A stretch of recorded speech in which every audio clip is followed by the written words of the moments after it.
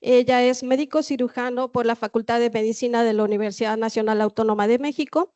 Realizó su especialidad en medicina interna en el Hospital General Darío Fernández Fierro del ISSSTE. Tiene una especialidad en alergia e inmunología clínica del Centro Médico Nacional 20 de noviembre del ISSSTE. Tiene maestría en humanidades, en historia por la Universidad Autónoma Metropolitana Iztapalapa. Cuenta con diferentes diplomados, entre ellos en administración, en gerencia, calidad y ética de la atención médica por la Facultad de Medicina de la UNAM. También tiene administración y dirección financiera de hospitales. Forma parte del Consejo Nacional de Inmunología Clínica y Alergia, la CONICA, desde marzo de 1994 y tiene una certificación vigente hasta diciembre de este año y es el miembro número 135. También es profesor titular del curso de especialidad en alergia e inmunología clínica de la Facultad de Medicina de la UNAM desde 2010. Es profesor adjunto del curso de especialidad en alergia e inmunología clínica. Es también profesor adjunto en licenciatura de médico cirujano, que fue de 1987 a 1995. Es invitada en cursos de especialidad, medicina interna, pediatría, hematología pediátrica y medicina del trabajo desde 1986. Ha asesorado tesis de maestría y de especialidad, suman un número de 44, y es miembro del subcomité académico de alergia e inmunología clínica de posgrado en la Facultad de Medicina de la UNAM. También es editora asociada de la revista Alergia México desde 2014. Tiene diferentes publicaciones en revistas indizadas y tiene también participación como ponente en diferentes congresos. También es jefe del Servicio de Inmunología Clínica y Alergia del Centro Médico Nacional 20 de noviembre del ISSSTE desde marzo de 2010 y tiene un servicio reconocido como Center of Excellence por la Organización Mundial de Alergia desde el 2019. Sinodal también de exámenes de licenciatura, especialidad en alergia e inmunología clínica y en el Consejo Nacional de Inmunología Clínica y Alergia. Es también vocal del Comité de Farmacovigilancia del Centro Médico Nacional 20 de noviembre del ISSSTE y miembro de diferentes asociaciones médicas bastante importantes. También es miembro de COFEPRIS, del Subcomité de Productos Biotecnológicos. Bueno, fue miembro de 2014 a 2019 y de la CODEBIO desde 2024. Sin más, pues le damos la bienvenida y vamos a disfrutar de su ponencia. Bueno, muchísimas gracias por la oportunidad de presentarme entre un grupo de investigadores tan notables. Yo soy clínica, lo más que hago de laboratorio es tomar la muestra y mandarla. Entonces, nada más me dedico a ver pacientes. Bueno, aquí vamos a hablar de todos los selección de inmunoterapia en pacientes con biotecnológicos. Debemos recordar siempre que tenemos que restringirnos a las indicaciones para prescribir, porque ahora están aplicando muchísimos biotecnológicos off record con muchísimos efectos adversos que causan problemas en los pacientes. Les voy a presentar varios casos de eso. Como todo lo malo que pasa siempre es alergia para los médicos, no todas las reacciones adversas nos caen a nosotros en el servicio. Tenemos oportunidad de verlos y estudiarlos. Entonces tenemos que, para prescribir inmunoterapia con biotecnológicos, siempre tenemos que prescribir de acuerdo a las indicaciones legalmente aceptadas dentro de los marcos regulatorios de donde nos encontremos. En oncología, estos medicamentos tienen que ser de primera línea en donde no existe otro tipo de tratamiento, como por ejemplo el denosumab en tumor óseo de células gigantes, y van a ser la segunda o tercera línea en quimioterapia cuando la falla terapéutica de la línea anterior. En reumatología están indicados en espondiloartropatías y artritis reumatoide como tratamientos de segunda línea cuando fallan los de primera, y en vasculitis asociadas a anticuerpos contra células de los neutrófilos. Es decir, tenemos que caminar a la medicina personalizada estricta. Cada paciente es individual. Aquí vemos, esto es apasionante, no se alcanza a ver muy bien, pero es la evolución de la inmunoterapia en cáncer. Tenemos la primera inmunoterapia cuando empezaron a darse adyuvantes, como la BCG, la inmunoterapia con interferón e interleucina, y progresivamente se fueron evolucionando hasta tener anticuerpos monoclonales, las células CAR-T, y cuando se aprobaron todos los medicamentos de punto de control inmunológico, se ha logrado controlar cánceres que antes eran increíblemente agresivos y que no se podían controlar. Aún así podemos tener fallas terapéuticas y vamos a ver el raciocinio de por qué se tienen. Aquí está todo lo que el doctor Paul Mondragón puede desarrollar aquí en el CICATA. Todas las terapias, las CAR-T, las células NK, las células efectores o moduladores inmunes, como son todos los agonistas y antagonistas, las interleucinas, los interferones, vacunas anticáncer, anticuerpos monoclonales que van a tener foco en el tumor, virus oncolíticos, inductores de célula, pero los hemos utilizado como son la terapia de radiación y la quimioterapia, pero también tenemos agonistas de que reconocen patrones e inhibidores de metabolismo como de la IDO y de la adenosina y otras modalidades como las inmunomodulaciones, los microbiomas, la autofagia y drogas basadas en RNA y péptidos oncolíticos. Todo eso entra en el plano de los tratamientos de la inmunoterapia en cáncer.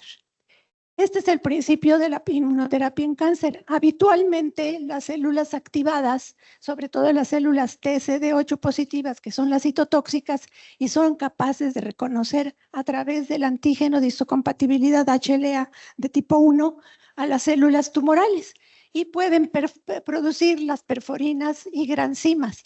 Aquí estas células hacen que estas respuestas llevan a que la célula pueda ser perforada y pueda morir. Entonces, estas células moribundas van a liberar antígenos que pueden generar la producción de anticuerpos y estas células van a retar a las células dendríticas inmaduras que en el ganglio van a llevar este proceso para volverse células dendríticas maduras, dar células T activadas, tanto cooperadoras como citotóxicas, para que pudieran a través, aquí está amplificado cómo es el contacto intracelular y a través de esto van a poder eliminar a las células tumorales. Esta es la vigilancia inmunológica habitual. Diario producimos un número bastante elevado de células tumorales y a través de esta vigilancia inmunológica, estas células tumorales anormales son eliminadas. Cuando se rebasan estos mecanismos o la neoplasia esconde sus antígenos porque tiene varios mecanismos de evasión, uno de ellos es mutar, esconder, cambiar, ocultar antígenos, producir sustancias inmunosupresoras o aún inmunoestimulantes, porque puede haber CD4 positivos inmunoestimuladas por interleucina 10 y TGF-beta que tienen funciones de propagación de tumor, al igual que la propagación de los factores de crecimiento vascular endotelial y otros factores de crecimiento vascular. Cuando esto se ve rebasado, tenemos crecimiento de una neoplasia clínicamente detectable y es cuando tiene uno que empezar a dar el tratamiento adecuado. Aquí vemos que cuando se salieron estos medicamentos, los inhibidores del punto de control inmunológico, como el pembrolizumab o como el nivolumab, que son los que van a estimular el factor de muerte de PD1 en melanoma, la supervivencia se aumentó muchísimo.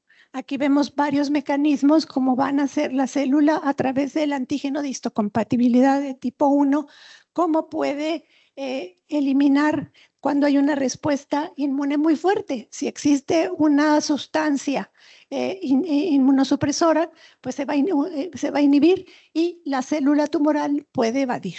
¿Por qué es tan grande esta supervivencia al melanoma del 12 al 60%? ¿Qué es lo que diferencia la respuesta de un paciente que responde muy bien a otro que no nos responde?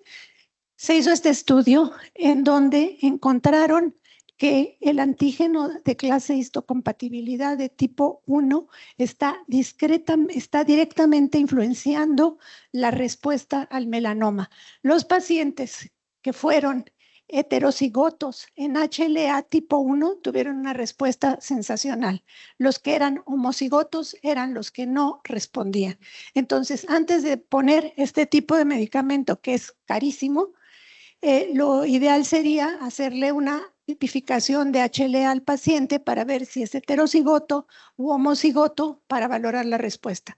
Esto no se hace, se les ponen a todos, se gasta mucho medicamento y yo creo que aquí este es un marcador bastante efectivo de eficacia que debiera ser una práctica estandarizada antes de poner este tipo de medicamentos, y esto nos lleva a una fase de personalización de la medicina muy importante.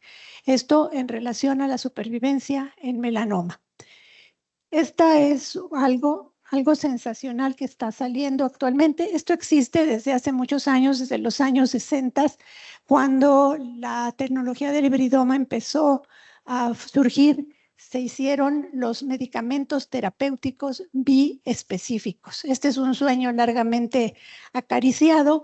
El primer medicamento biespecífico alrededor de 2009 fue el Catumaxomab, que estaba aprobado en Estados Unidos, y este medicamento era específico para tratar por administración endovenosa la citis maligna.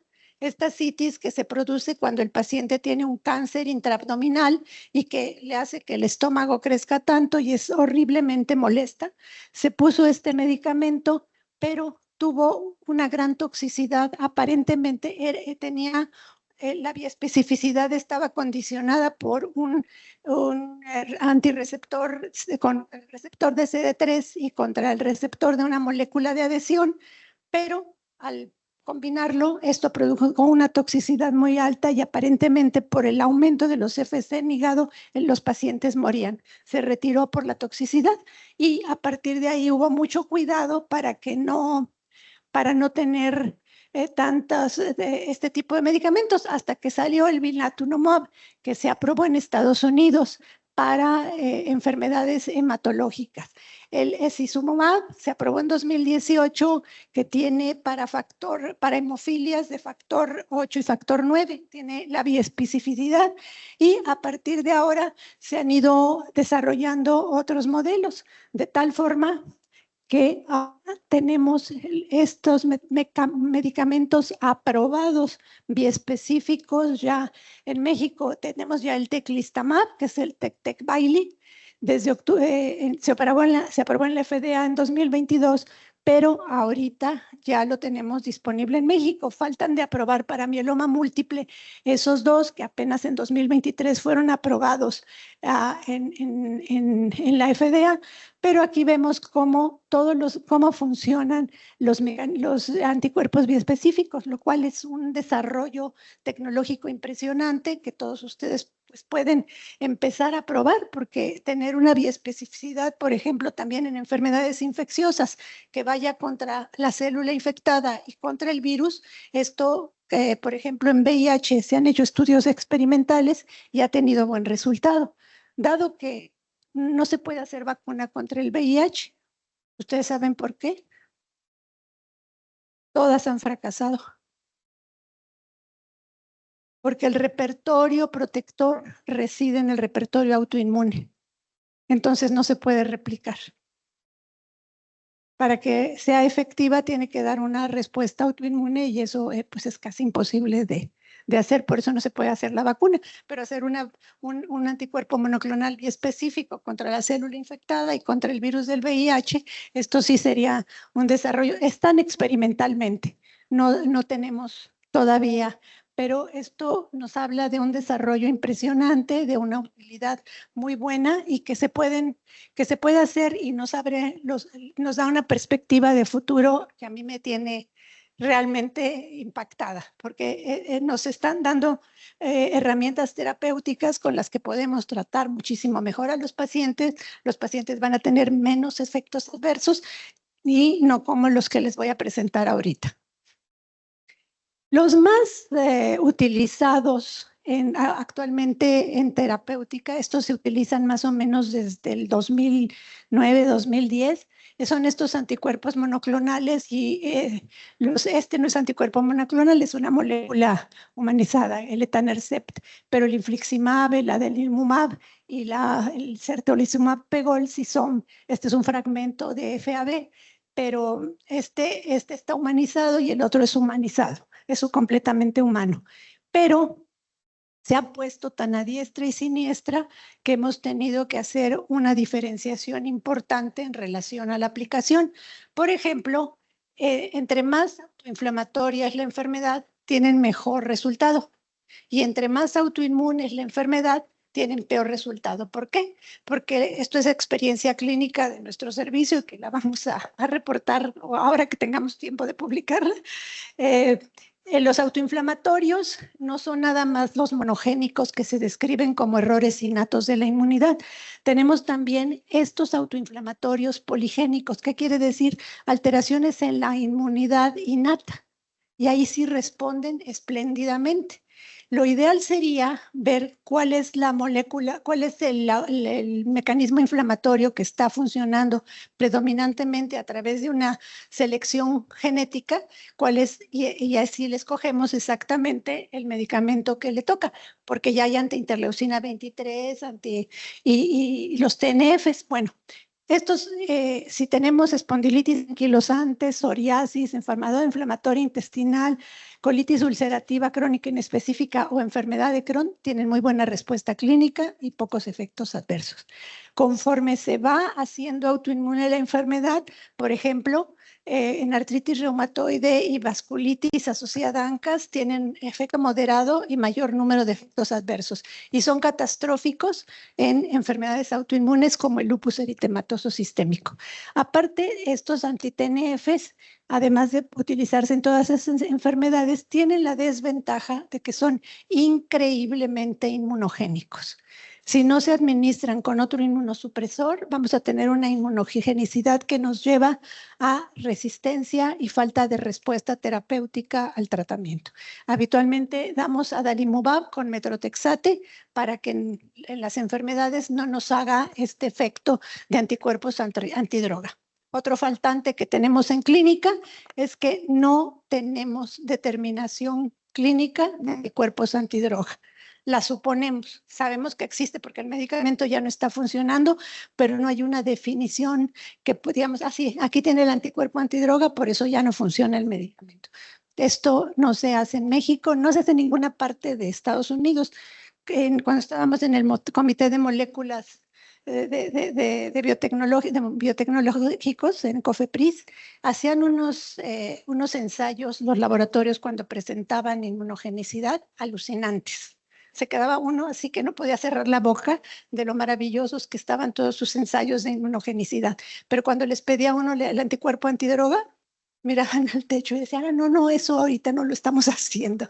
Y se los pedimos varias veces porque tuvimos reacciones adversas, nomás ahorita les voy a presentar dos, pero tuvimos varias reacciones adversas graves, hasta una neuropatía desmielinizante por un medicamento que creíamos que era por el anticuerpo antidroga, pero nunca pudimos documentarlo. Entonces, ese es otro faltante, el hecho de hacer unas técnicas para que los clínicos podamos determinar los anticuerpos antidroga que nos está dando el anticuerpo monoclonal. Eso sería maravilloso porque si ya no andábamos a tientas cambiando medicamentos o haciendo tonterías, y hacer la determinación genética en los autoinflamatorios poligénicos de ver cuál es el síndrome, cuál es el tipo de inmunidad innata que se está activando para seleccionar específicamente el anticuerpo monoclonal. Bueno, eso es medicina personalizada de ciencia ficción que no hacemos aquí. Bueno, ahí les va mi primer caso clínico, que era una mujer de 78 años, a los 56 era hipertensa, estaba controlada con ese medicamento, a los 60 se le diagnosticó cáncer de mama. Se le hizo una mastectomía radical y se le dio tamoxifeno por 5 años, se la dio de alta por inactividad tumoral. Nosotros la recibimos porque tenía bronquitis crónica con infecciones respiratorias de repetición. Les estaba tratando con salbutamol, salmeterol, fluticasona, tiotropio. Le dábamos lisados bacterianos y glicofosfopeptical como inmunoestimulantes y estaba muy bien. Le hicieron una resección de catarata, le pusieron su lente y a los 75 años tuvo un episodio de colitis ulcerativa. La biopsia mostró proctitis ulcerativa. Le pusieron una dosis de adalimumab, un anti-TNF, el 18 de agosto. Después, 80 miligramos cada 2 semanas. Oncología médica estuvo de acuerdo. Yo no hubiera estado de acuerdo y ahorita les digo por qué. Se le quitaron los síntomas de colitis, pero empezó a tener gastritis. En diciembre tuvo una hemorragia de tubo digestivo alto con vómito y evacuaciones melénicas. La biopsia encontraron una úlcera pilórica semejante a esa, no es la de la paciente, con la mucosa irregular engrosada y se encontraron en biopsia lesiones hepáticas en la resonancia magnética, dando un diagnóstico de carcinoma gástrico. Se le hizo gastrectomía con anastomosis. El tumor de agosto a diciembre que se le había puesto el adalimumab creció hasta ser un tumor T4 y con nódulos y con metástasis. Toda esa quimioterapia se le dio, no la toleró bien. En 2014 se le dio tratamiento paliativo con parches de buprenorfina y murió el 9 de agosto con choque hipovolémico, hemorragia gastrointestinal y deshidratación. ¿Por qué yo no hubiera estado de acuerdo cuando me hubieran preguntado del adalimumab? Porque tenía el antecedente de cáncer de mama. Entonces, estos medicamentos, acuérdense que el TNF alfa es una de las principales e iniciales defensas contra el cáncer. Entonces ella tenía ya una predisposición a tener cáncer. Seguramente por ahí tenía genes que la predisponían a tener el cáncer gástrico. Darle un anti-TNF fue lo que precipitó esta complicación neoplásica, que fue muy, muy, muy triste. Murió en condiciones muy tristes. Y aquí también tengo otro paciente que se murió a los 48 años. A los 38 le encontraron que tenía también colitis ulcerativa. La colonoscopia mostró una actividad grado 1, no toleró la sulfasalacina y en el estudio también le encontramos deficiencia selectiva de subclases de IgG. Se le empezó tratamiento con inmunoglobulina endovenosa cada 4 semanas a dosis sustitutiva de 400 miligramos por kilo. Se le dio su prednisona cada 48 horas y estaba muy estable. Se logró hacer una colonoscopia y estaba de aspecto normal. Tuvo pansinusitis, era un paciente con inmunodeficiencia humoral primaria.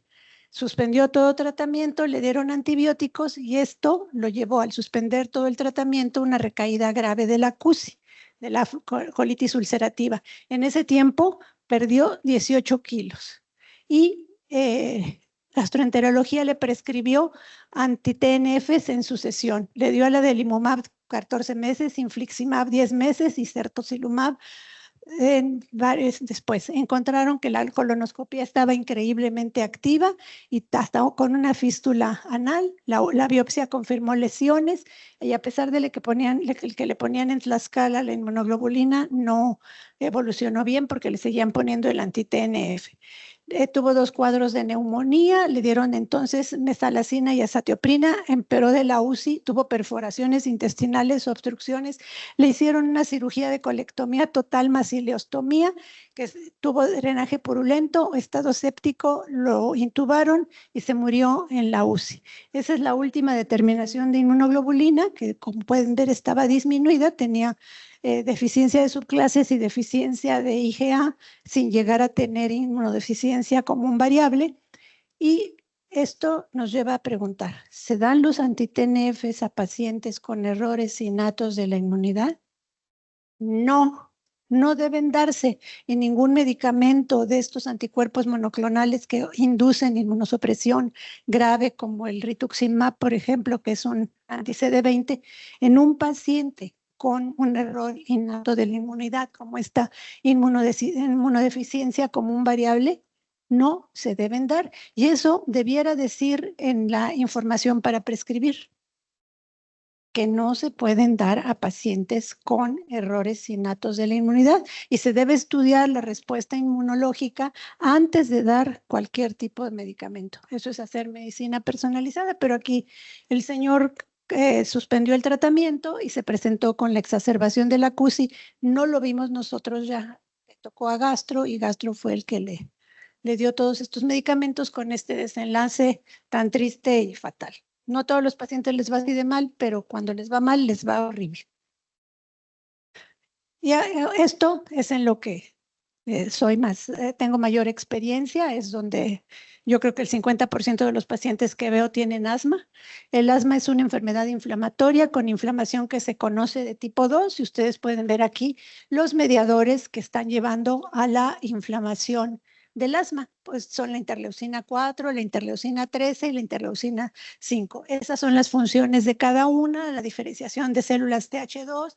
La interleucina 13 tiene que ver con todo, con toda la dinámica de la producción de moco, la función ciliar, el depósito de colágena, la contractilidad del músculo liso, y ambas están involucradas en la disfunción neuroinmune, el cambio de isotipo de células B a la producción de IgE, la desgranulación de células cebadas y basófilos, la activación de las células cebadas, el tráfico, la fibrosis, la disfunción de la barrera epitelial, el desbalance de microbioma y la emigración de células TH2 y la activación de macrófagos de tipo 2, el reclutamiento de eosinófilos y el tráfico hacia los tejidos. Y, curiosamente, tenemos medicamentos que van a ser blanco en todas estas interleucinas. Habitualmente son medicamentos bastante benignos, nos dan muy buena respuesta clínica. Aquí vemos los medicamentos que hasta la fecha están diseñados. El omalizumab, que va en contra de la IgE, el dupilumab, que inhibe interleucina 4 y 13, el mepolizumab y el reslizumab y el benralizumab, que van en contra de la interleucina 5 para la proliferación eosinofílica, y el tezepelumab, que es una antialarmina que va contra la función completa de la célula TH2. Aquí esta base de datos que salió de la Food Drug Administration, vieron que los pacientes que eran tratados con este tipo de medicamentos tenían mayor predisposición a tener neumonías. Aquí está comparados con otros pacientes que no lo recibían. El que mayor riesgo presentó, ahí está el riesgo relativo, fue el mepolizumab. El omalizumab fue en menor riesgo y el benralizumab en menor, y el dupilumab fue el que menos efectos de tener infecciones respiratorias tenía. Pero no está aquí considerado el tezepelumab todavía porque no, apenas tiene como 1 año y medio de haberse aprobado en el mundo y aquí en México como 1 año. Entonces, no están, pero siempre hay que tener en cuenta que están causando estos. ¿Por qué motivos? Pues porque están inhibiendo la respuesta inflamatoria normal que se puede producir contra cualquier infección y por eso nos pueden dar la progresión de la infección. Tener cuidado cuando el paciente con asma se infecte, pues hay que ver si le cambiamos el medicamento a únicamente medicamentos inhalados y suspenderle el medicamento monoclonal y personalizarle su tratamiento y no seguirnos de frente como hacen en la mayoría de los centros de ponerle cada mes su dupilumab, su omalizumab, su benralizumab, bueno, el benralizumab y el mepolizumab se ponen hasta cada 8 semanas, cada 2 meses, pero sí tienen este riesgo de presentar infecciones de neumonía. Entonces hay que tener muchísimo cuidado con este tipo de problemas. Y hay una tendencia bien importante que está liderada por la doctora Jensen Jarolim en Europa, en donde se habla de la participación de la IgE y los eosinófilos como elementos que nos van a evitar que proliferen las neoplasias. Y sí, aquí está demostrado cómo si estos elementos están funcionando. Aparentemente los acúmulos a cómo los tumorales que van empaquetados en balsas lipídicas pueden ser reticulados muy bien por la IgE, y esta IgE tiene la posibilidad de presentarlo a los receptores de IgE de baja afinidad que se encuentran en casi todas las células fagocíticas, y esta es la utilidad que nos da. Igualmente, los eosinófilos tienen una función en producir sustancias quimiotácticas y inflamatorias que van a disminuir el tamaño de la neoplasia, pueden favorecer la fagocitosis, pueden romper la neoplasia con todas las neurotoxinas, la proteína básica eosinofílica, todas esas proteínas que producen los eosinófilos pueden tener efectos antitumorales. Y nos va a aumentar la incidencia del cáncer al estar utilizando medicamentos contra eosinófilos y contra IgE. Un estudio, fue con omalizumab, que comparó población general y pacientes tratados con omalizumab, en donde se encontró que no había aumento a 10 años en la frecuencia de cáncer, era fuera 2.3 de riesgo relativo contra 2.2 de población general. Entonces no influyó, pero tenemos que verlo a más largo plazo, porque inhibir esta función inmunológica a tan largo plazo puede darnos estas consecuencias. Lo más terrible que es el cáncer, y que es contra lo que están dirigidos la mayoría de los esfuerzos de investigación y de tratamiento actualmente. Y me tenía que tocar a mí.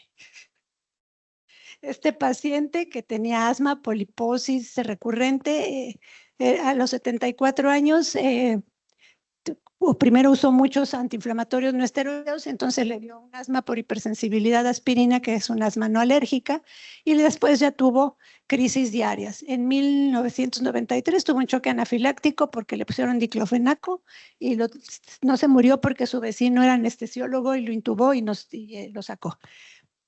Yo lo vi con todos los medicamentos, tiene urticaria, con estatinas, con fibratos, con antibióticos, hipersensibilidad a aspirina con una modalidad muy curiosa, porque los pacientes tienen o urticaria o asma, rinitis y poliposis, pero tiene las dos. Le da urticaria, le da el asma, le da la rinitis y la poliposis. Entonces yo creo que tiene un defecto de células cebadas, tiene un aumento discreto en tejido sin documentar mastocytosis sistémica. Le dio 3 episodios de herpes simple. Cuando yo le empecé a controlar, el asma estuvo controlada, pero tuvo varias cirugías de pólipos, 3 cirugías de pólipos, que ya era demasiado.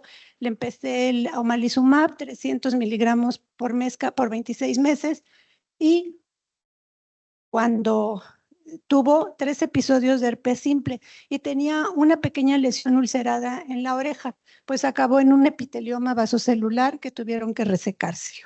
Entonces yo creo que el omalizumab se influyó en que este cáncer creciera. Aunque digan que no, aquí sí me pasó.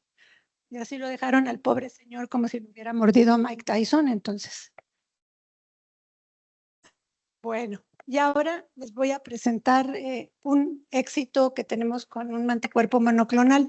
El angioedema hereditario es una enfermedad horrenda, es un defecto genético que se caracteriza por deficiencia del C1 inhibidor, y es una enfermedad poco frecuente, se presenta en 1 en 50,000 habitantes, es una mutación autosómica dominante localizada en el gene SERPIN1 en el cromosoma 11.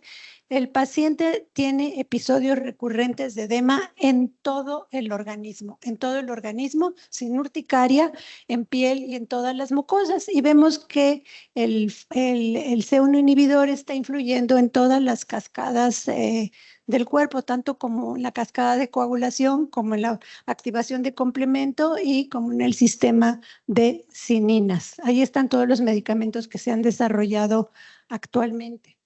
Entonces, aquí les presento a las 2 pacientes que tenemos. El angioedema puede ser fatal si se vuelve angioedema laríngeo y no se trata, y el paciente se puede morir. Ambas tienen en su historia familiar, a las 2 se les murió el papá de angioedema hereditario de una crisis laringea.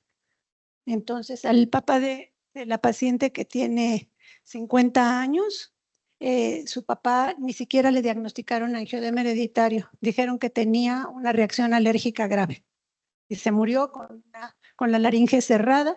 Este angioedema, si ustedes lo quieren intubar, es imposible. Se pone tan duro que no entra ningún tubo hay que hacer traqueostomía cuando ya el angioedema está causando el paro, así que es una enfermedad muy grave. Pero tenemos este medicamento que es el anadelumab, que es un inhibidor de calicreína plasmática. Y aquí el hospital autorizó dos tratamientos para dos pacientes. Ya las teníamos nada más con crisis. Teníamos que darles el Icativan, que es el que se utiliza para crisis, y entonces la paciente venía de Michoacán y se llevaba todos los Icativans del hospital. Todos los demás protestaban de que ya no había Icativan porque ya se los había llevado esta mujer cada 3 semanas. Fue cuando me autorizaron el anadelumab, porque la ampolletita cuesta 114,000 pesos la dosis.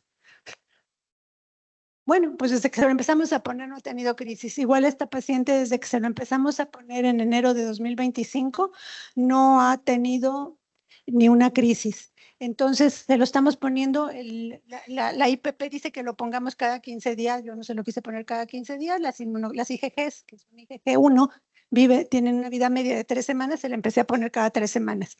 Y al responderme bien a las 3 dosis, se lo estoy poniendo cada mes para no gastar tanto dinero, se los pongo cada mes a ambas y no han tenido crisis. Incluso la paciente de 50 años la operaron de la columna y no tuvo ningún problema posoperatorio. Entonces creo que es mi última diapositiva. No, me falta lo que causa el rituximab. Esta fue la tesis de uno de mis residentes que revisó 538 pacientes sometidos con rituximab, 133 cumplieron con los criterios de exclusión, con mujeres con una edad media de 53 años y venían de reumatología y hematología. El diagnóstico principal era artritis reumatoide. El 42% tenía hipogamaglobulinemia con mayor afectación hacia la IgG. Otros factores que se asociaban era el sexo masculino, que les dieran ciclofosfamina o citarabina. Y entre más ciclos de rituximab tenían, más bajos eran los niveles de inmunoglobulina. Y los pacientes tenían con niveles menores aún con niveles mayores de IgG de 400, tenían infecciones recurrentes. Aquí está el otro caso, es un paciente masculino con esclerosis múltiple recurrente remitente. Ahí está cómo se hizo el diagnóstico. Le dieron interferón, todos los pacientes que recibieron interferón beta, el 80% acabó con tiroiditis autoinmune. Aparte de tener la esclerosis múltiple, tienen tiroiditis autoinmune. Y entonces le han dado esteroides, interferón beta, acetato de glatirámero, y le dieron rituximab desde el 2014. Así lo mandaron estaba teniendo infecciones de vías urinarias de repetición, respiratorias y gastrointestinales. Lo encontramos con esos niveles de IgG, tenía 435 miligramos, tenía 21 de IgM, la IgA estaba normal. Y vean la linfocitopenia B por CD19, tenía 2 células. Y pues le suspendimos el rituximab y a los 2 meses no se había recuperado aún, seguía con 0 células B con hipogamaglobulinemia. Le pasamos a infusión de inmunoglobulina y con eso ya no presentó infecciones respiratorias, pero esto es lo que puede causar el rituximab, por eso hay que estar vigilando estrictamente la evolución, ver los niveles de inmunoglobulina. Si ya en el criterio de inmunodeficiencia secundaria, hay que darle sustitución de inmunoglobulina por la vena o subcutánea, la que tengamos. Y pues tenemos siempre que hacer la detección temprana, evitar complicaciones infecciosas, administrar adecuadamente vacunación y antibióticos como prevención, y lo que no pasa en todo México, contar con dotaciones suficientes de inmunoglobulina parenteral. No todos los hospitales la tienen y hay que buscar otros inmunoestimulantes porque no va a alcanzar toda la inmunoglobulina que se produce en este país para tratar a estos pacientes, y detectar tempranamente la existencia de un error innato de la inmunidad que nos predisponga a presentación de cáncer con exomas, marcadores y estudios familiares. Ahora sí, muchísimas gracias por su atención. Doctora, muy interesante y muchas gracias por la cátedra que dio al inicio de todo lo de inmunoterapia. Muy interesante escuchar eso. Me deja como preocupada su presentación, porque si usted dice que debería hacerse como un manejo más personalizado y considerar este antecedente de predisposición de pacientes y que no, y aquellos que tengan esta susceptibilidad, no darles medicamentos específicos que lejos de ayudarle, lo que hacen es generarle una complicación. ¿No debería ser una pauta que los clínicos en el ámbito... Debiera ser, doctora, pero nada más en inmunología, en el hospital lo hacemos. Los demás, todos están alucinados con la administración de monoclonales y como en el 20 de noviembre nos consiguen todos los monoclonales habidos y por haber, todos están fascinados con eso y creen que esa es la panacea. Y no están, bueno, en hematología ni siquiera les hacen no les hacen biometría antes de ponerles los medicamentos. Sí, yo creo que eso debería haber como una directriz, ¿no? Sí, y tendría que estar en la información para prescribir y el que lo haga, por ejemplo, el rituximab está off record en esclerosis múltiple, no tiene la indicación en la información para prescribir y sin embargo se lo ponen a todos los pacientes con esclerosis múltiple. Increíble. Bueno, por eso sí, tenemos que tener muchísimo más cuidado. Doctora, muchísimas gracias por su presentación y nos da un panorama diferente a los que hacemos este tipo de investigación del otro lado. Creo que por eso estos paneles, estos eventos nos ayudan mucho y la retroalimentación.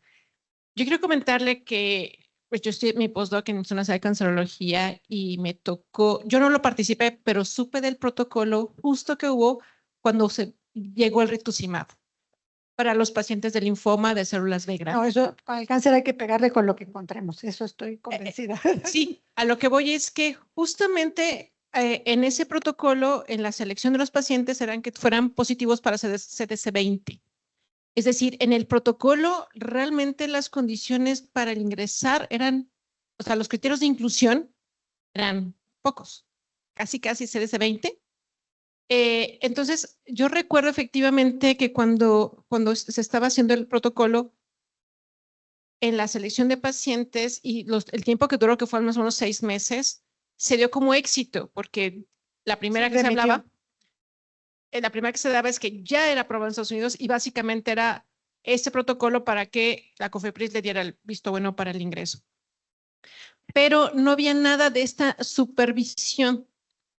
O sea, ahí sí le hacían, bueno, tenían que ver obviamente la parte hematológica, pues porque de ahí venía el diagnóstico para ingresar a los pacientes. Pero en la deserción de los pacientes que no respondía bien, ya no se dio el seguimiento. O sea, se quedaron con los positivos, los que respondían, pero a los que no. No, es que sí tiene que hacerse una vigilancia inmunológica y tal vez los que no respondían era porque tenían hipogamaglobulinemia. A veces el cáncer cede y el paciente se muere de infección. A lo que ves es justo, esa vigilancia se daba más a que, como no respondía, pues salía del protocolo. Y a los que quedaron en el protocolo fue lo que había tenido la evidencia de la eficacia, ¿no? Pero sí, la seguridad, creo yo, que no estaba claramente. Sí, ese es el problema con este tipo de protocolos y que no está extendida la vigilancia inmunológica en todos los pacientes con cáncer. Eso es lo que tendríamos que estar haciendo habitualmente. Pero yo no he querido meter la clínica de inmunodeficiencia secundaria al hospital porque me van a acabar la inmunoglobulina para mis errores innatos de la inmunidad, eso me da mucho miedo. Y tenemos 80 pacientes en tratamiento y no se nos ha muerto ninguno de infección, ni en COVID se nos murió ninguno de errores innatos de la inmunidad. Entonces, pues, como decía Mafalda, siempre gente por lo importante. Muchas gracias. Gracias. Ahí te acercan un micrófono. Tu pregunta, por favor. Hola, buenas tardes. Gracias por la conferencia. Quería preguntarle, tal vez es un poquito obvia la pregunta, pero tengo duda. ¿Cuál es la relación entre el ejercicio cardiovascular y la mejora en la respuesta inmunológica en pacientes con asma? Es muchísima, es muchísima. El hecho de hacer ejercicio cardiovascular va a hacer que las vías respiratorias respondan mejor a los cambios de temperatura. Es la única vacuna que existe. Muchos dicen, es que soy alérgico al frío. No, la alergia al frío no existe. Es porque hay un aumento de receptores al frío cuando el paciente respira una bocanada de aire frío, se mete a un aire acondicionado, va a tener este tipo de respuesta exagerada. Si hace ejercicio, acostumbra, para empezar, además de la resistencia pulmonar, mejora la ventilación, mejoran los músculos accesorios, la movilidad diafragmática, se disminuye importantemente esta respuesta vasomotora al frío. Entonces, es muy importante hacer ejercicio. Y en pacientes con cáncer se ha visto una mejoría inmunológica también con el ejercicio cardiovascular. ¿Perdón? En ¿Con- pacientes con cáncer también el ejercicio cardiovascular llega a tener una mejor respuesta inmune. Se sugiere que siempre estén haciendo rehabilitación para que no tengan sarcopenia. Si tienen sarcopenia, pierden movilidad de músculos respiratorios. Esto los puede llevar a tener neumonías. Por eso, aunque estén cansados y se sientan mal, es que hagan una rehabilitación, aunque sea mínima. No pueden hacer ejercicio intenso por los efectos adversos de la quimioterapia y la naturaleza misma de la enfermedad. Gracias. Sí, Por aquí tenemos una pregunta. Gracias, doctora. Nos platicó que con los fármacos que tienen como blanco TNF pueden ver pérdida de eficacia. Con excepción de Infliximab, todos los demás son 100% humanos. sí. Entonces, mi pregunta es, ¿existe la posibilidad de que la pérdida de eficacia no sea por anticuerpos antidroga? Porque también nos platicó que no existen los datos. No tenemos datos. Entonces, Simplemente- si existe esa posibilidad, ¿qué otra cosa podríamos estar analizando? Pues la pérdida de efectividad pudiera ser porque hay una resistencia genéticamente determinada al medicamento. El paciente tiene mayor producción de TNF-alfa y por eso no responde al medicamento. Pudiera ser que el gen TNF-alfa esté sobreactivado y por eso no tenga la misma eficacia que tienen pacientes que no tienen esto. Pero mientras no tengamos anticuerpos antidroga, no podemos decidir qué es lo que está pasando. Ya si los tenemos y están negativos y el medicamento perdió eficacia, pues entonces sí hay que estudiar, hacer un panel genético para ver qué tipo de genes. O puede ser que el paciente tenga una interleucina 23 como causa de su enfermedad inflamatoria y nosotros le estamos dando anti-TNF. Sí va a causarle disminución de la inflamación, pero no es específico. Sí, claro. La pregunta va enfocada para que los estudiantes puedan visualizar que si hay más de una opción, pues no necesito casarme con una No, sí, desde el claro que principio. no, claro que no. Para otros biotecnológicos se ha demostrado que hay pérdida de eficacia sin anticuerpos neutralizantes, por ejemplo, para toxina botulínica. Y entonces hay otros factores que debemos Son poner en factores el costal de las cosas que vamos a estudiar, ¿no? individualizar al paciente. Gracias. Gracias. Muchísimas gracias, doctora. Pues yo creo que este es un punto importante para que los estudiantes vean hacia dónde van los bioterapéuticos que ustedes están desarrollando. Finalmente sí llegan al paciente, pero hay un largo camino para llegar a este punto, ¿no? Y vean que los que ya están hoy en mercado pueden tener mejorías.